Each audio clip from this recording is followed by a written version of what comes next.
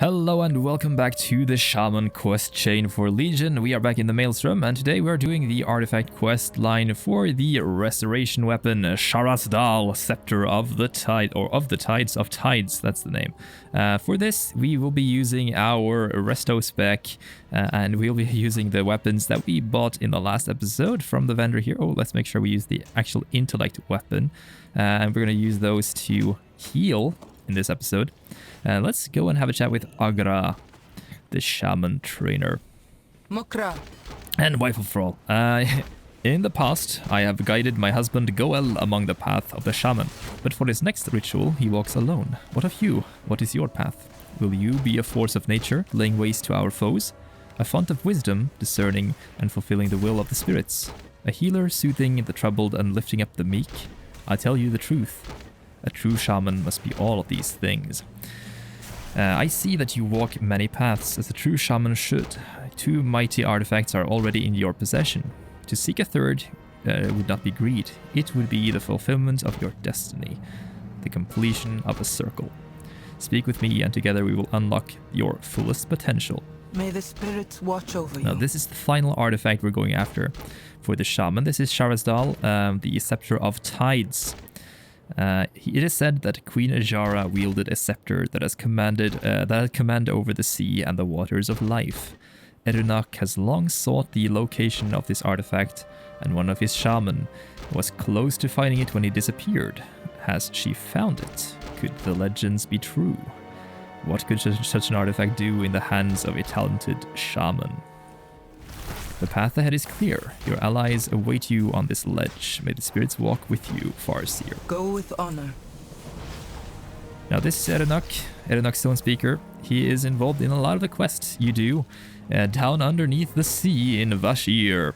You meet him in Kepthar Forest, I believe, and he helps you throughout those quests as a member of the Earthen Ring.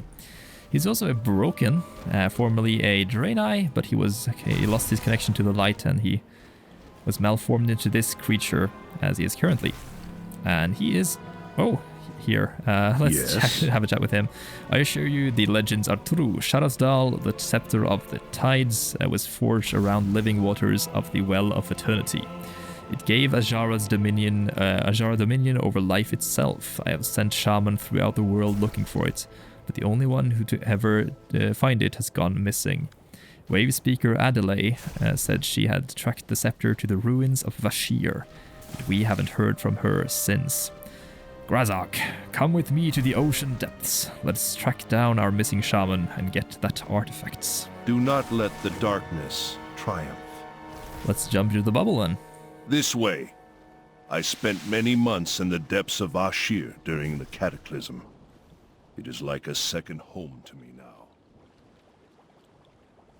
Our missing shaman, wave speaker Adelaide, had tracked the Scepter of Tides to this sunken city before she disappeared. Hello, friend. Very good. If you haven't been to this realm before, I have learned a trick or two to give you your sea legs, allowing you to breathe underwater for the duration of our mission here. Now, let's find out missing shaman. I guess it's Let's find our missing shaman and the scepter she was looking for. Maintain focus. The shaman we seek is wave speaker Adelaide. Her research brought her down to these ancient ruins where she reported Naga armies amassing prior to the Legion invasion.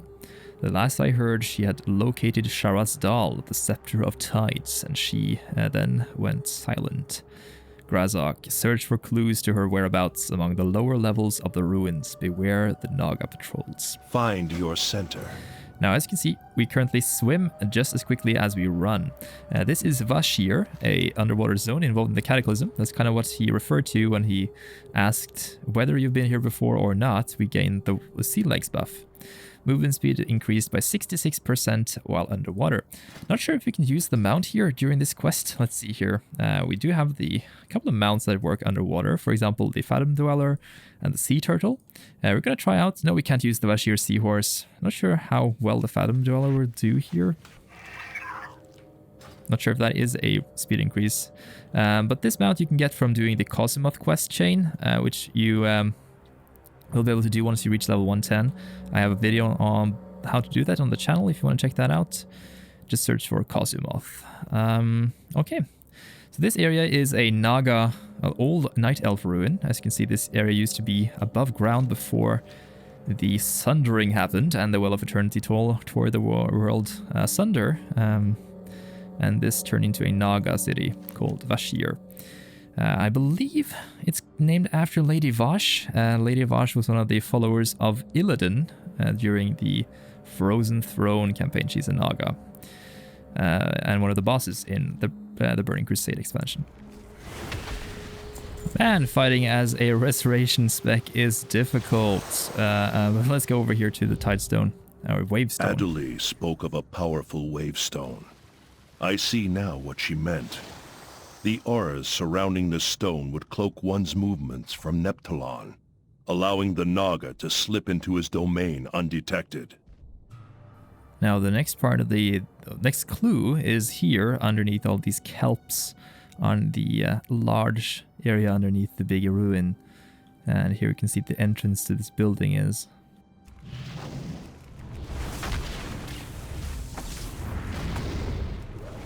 It is fortunate that Adderley's journal is written in waterproof squid ink.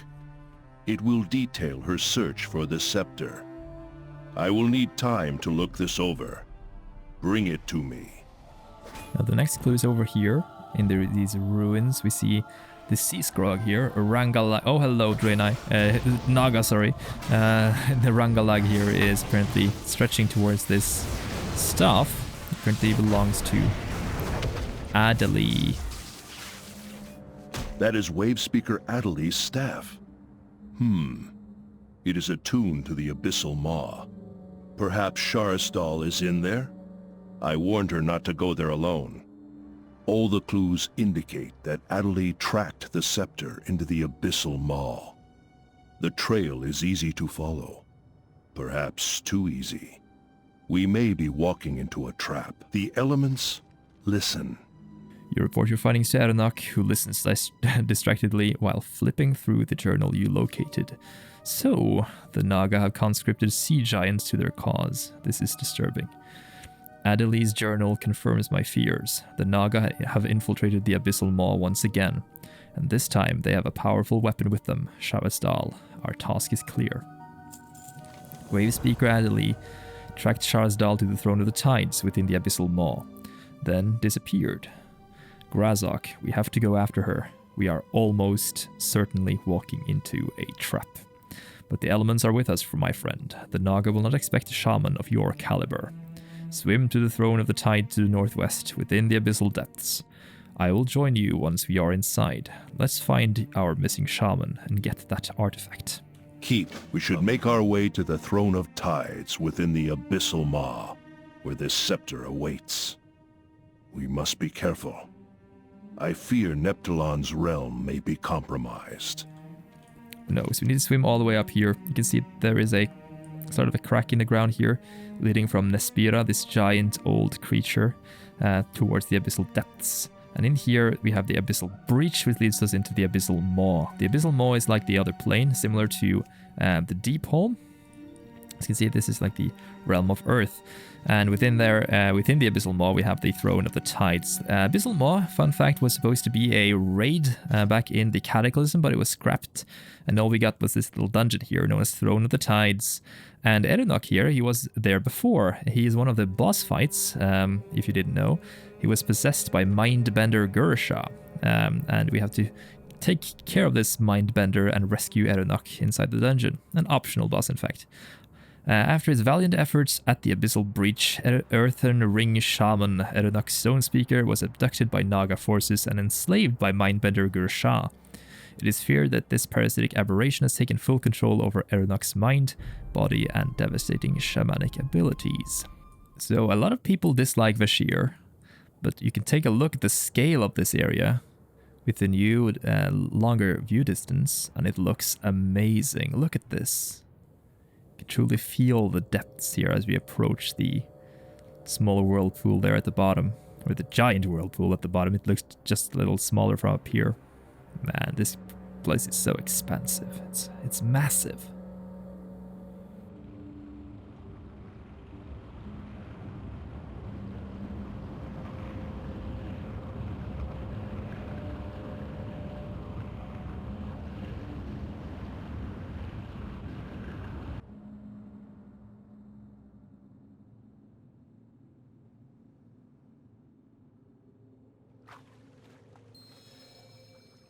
And here we go. As you can see now, we are down below all the way here. And this is the entrance to the dungeon where we're supposed to go. As you can see, that is the... Oh my god. Make sure you don't have water walking on, by the way, when you fall down here, because you might die from fall damage. Over there, we have the scrapped dungeon entrance. I'm not sure if that one takes you up right now, back to where we were. But this is where we're supposed to go. This is the Throne of the Tides. The naga are tormenting that sea giant. How should we proceed?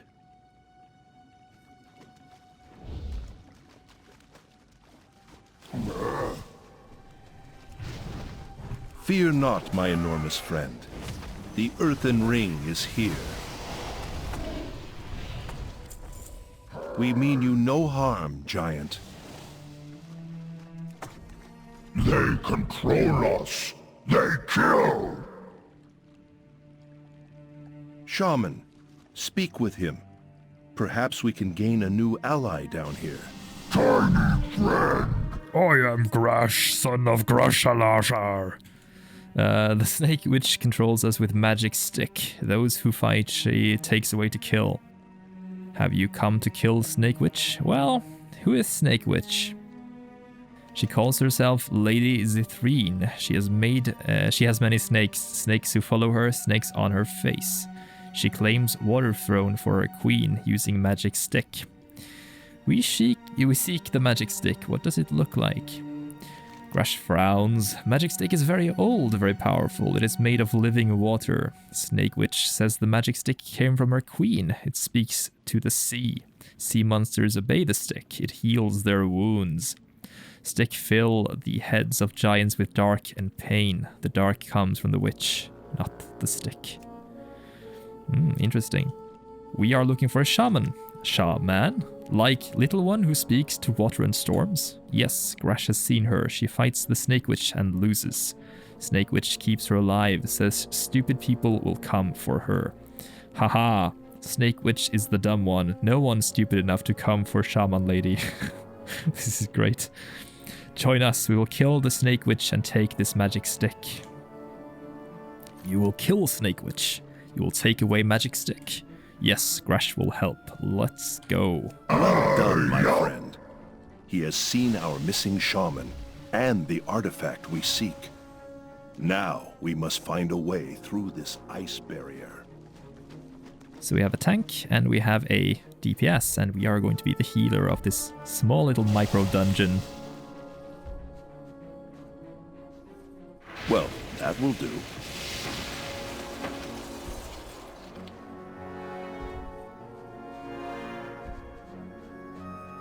The giant has seen Sharas'Dal, the Scepter of Tides. We are close. Keep him alive, and he will protect us. Little bitty person. What are Azshara's minions doing to this place?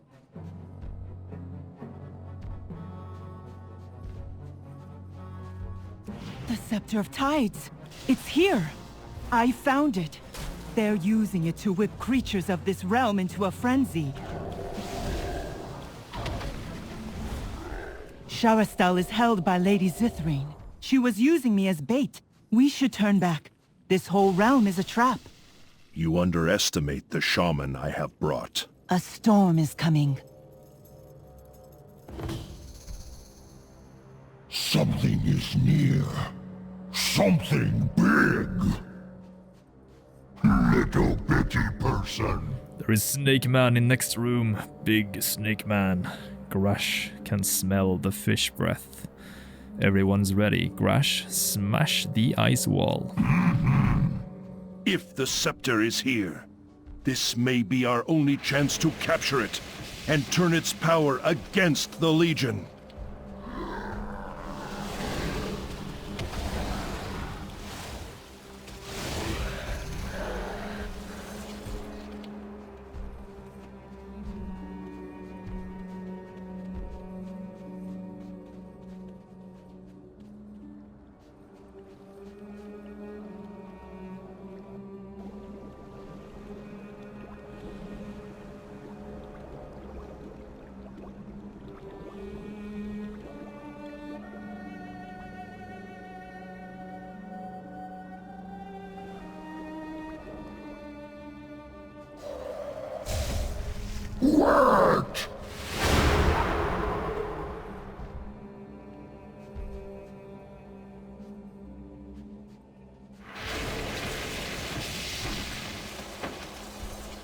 Zithrine is trying to crush us beneath the waves!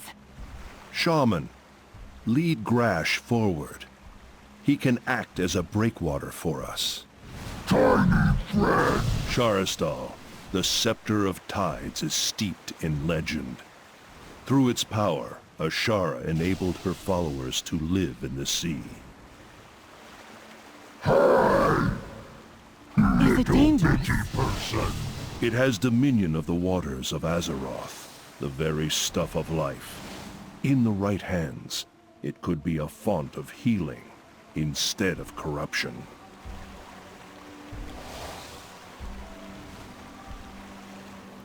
You're supposed to run ahead here and show him the path. And while we do that, he will move forward and guide these two guys forward.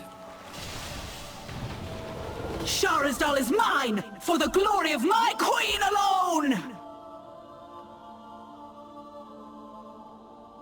Lady Zithrine is in the throne room beyond.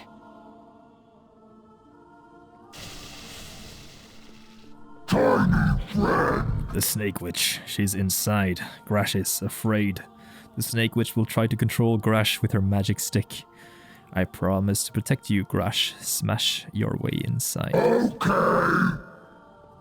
Hi! Tiny friend! Your cause is hopeless, Sea Witch. No matter how you bend the elements to your will, they will never truly serve you.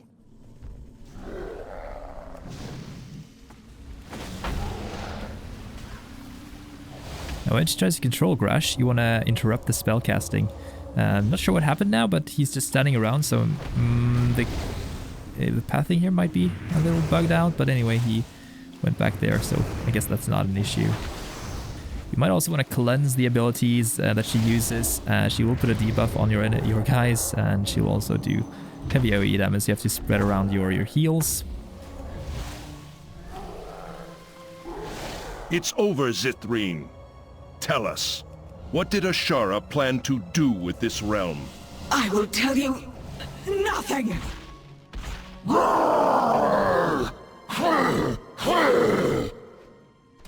Well then, I guess we're done talking here.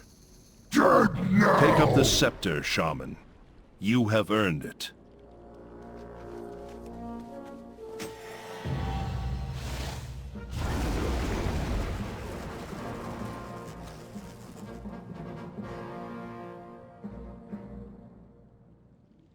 Feel its power coursing through you, Shaman.